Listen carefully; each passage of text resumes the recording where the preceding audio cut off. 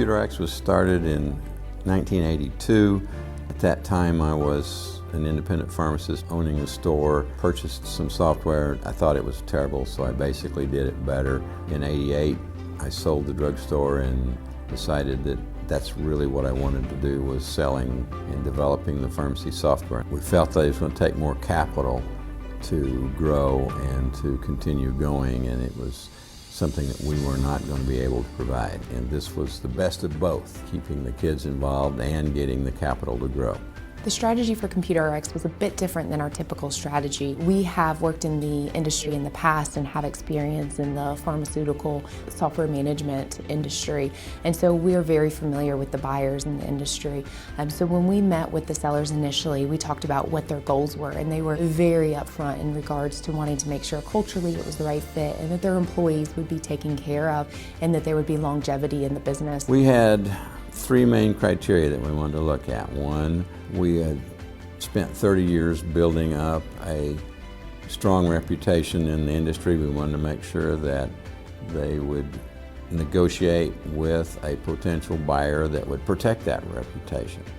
We wanted to make sure that our employees were protected in this. We did not want to do a deal with somebody that was buying us to shut us down. And then we wanted to make sure that our pharmacy customers were protected.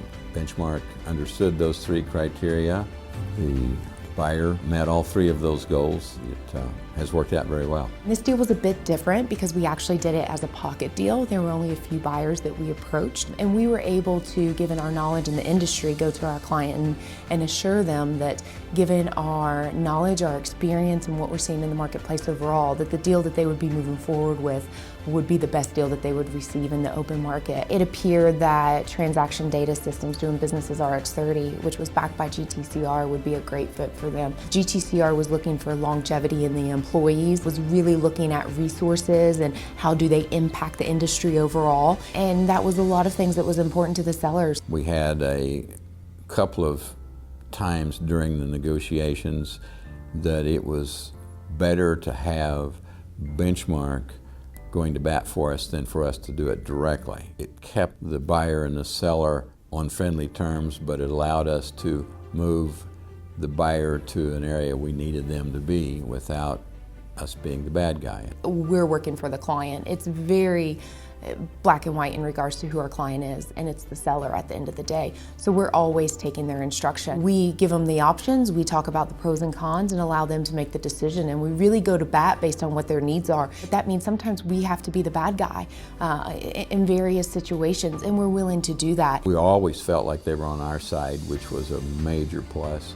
Every contract was multi-page. I mean, the purchase contract was approaching 100 pages. Nothing simple about it. They did all of the negotiations, and we actually exceeded what I was expecting to get out of the deal.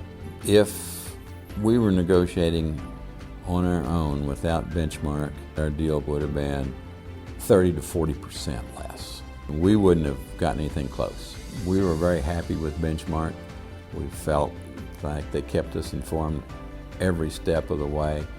The people were easy to deal with, were nice to deal with. It's been one of those things where just given the business model, the management team, the industry, it just made for a perfect match. When Benchmark negotiated the deal, quite honestly, when they said this is what they could get, I will tell you that I kind of chuckled and told my wife, sure. And they were able to do that.